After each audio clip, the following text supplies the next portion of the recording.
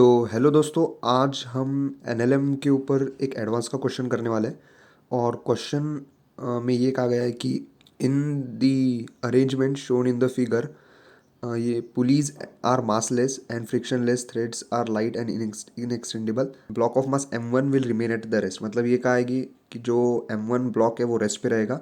इसका मतलब जो पुली ए है वो भी रेस्ट पे रहेगी और पुली बी जो है वो भी रेस्ट पे रहेगी, क्योंकि पुली बी तभी मूव करेगी जब M1 मूव करेगा। तो अगर मैं ये बी पुली वाली अगर सिस्टम को कंसिडर करता हूँ और इसके जो रोप में जो टेंशन है वो मैं कंसिडर करता हूँ टी। तो अगर इसमें टी हो जाएगा तो जो वो ऊपर वाली रोप है उसमें जो टेंशन हो जाएगा वो हो जाएगा 2T, क्योंकि जो अपनी बी वाली पुली है वो मासलेस है। तो मासलेस है, इसका मतलब ऊपर और नीचे जो टेंशन होगा वो सेम होगा।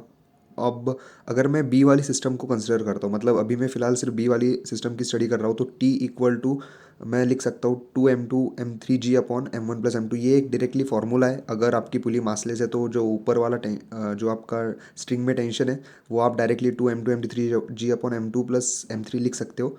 तो जो टी हो जाएगा वो हो जाएगा अपना 2m2m3g अपॉन M2 + M3। तो अभी बी वाली जो पुली है उस पे उसकी मैंने स्टडी तो कर लिया है। अब मैं ए वाली पुली पे चलता हूँ। तो ए वाली पुली भी जो है रेस्ट पे है, तो उसके भी दोनों साइड पे जो मतलब मासलेस है और रेस्ट पे भी है, तो उसके भी जो दोनों साइड पे जो टेंशन होगा वो सेम ही होगा। और टेंशन मैंने कंसिडर किया था 2T, तो 2T को मैं लिख सकता हूँ M1 × G के बराबर, क्योंकि M1 जो मास है वो अपना रेस्ट पे है। तो M1 × G equal to 2T। ये इसलिए क्योंकि जो अपना M1 मास है वो रेस्ट पे ही अपने को दिया गया है, और यहाँ से मैंने टी की ऊपर से मैंने टी की वैल्यू निकाली थी।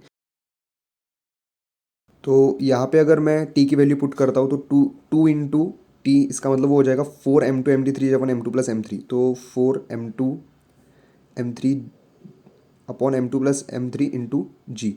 तो यहाँ से हमारी जो M1 × G की वैल्यू हो गई वो M4m2m3g अपॉन M2 + M3 मैंने कट कर दिया। तो यहाँ से हो जाएगा M1 equal to 4m2m3 upon M2 + M3। तो अब मैं जो यहाँ पे M2 + M3 को इधर क्रॉस मल्टीप्लाई कर दूंगा तो ये कुछ ऐसा हो जाएगा M1m2 plus M1m3 equal to 4m2 into M3।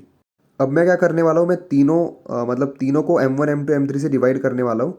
तो ये कुछ ऐसा हो जाएगा 1/M, यहाँ पे M3 हो जाएगा, यहाँ पे हो जाएगा 1/M2, क्योंकि अगर मैं M1m2 M3 से डिवाइड करूँगा तो यहाँ पे हो जाएगा 1/M2। अब अगर इस साइड करूँगा तो यहाँ पे हो जाएगा 4/M1। और यही जो था अपना एक्सपेक्टेड आंसर था, ये ऑप्शन में दिया भी हुआ है।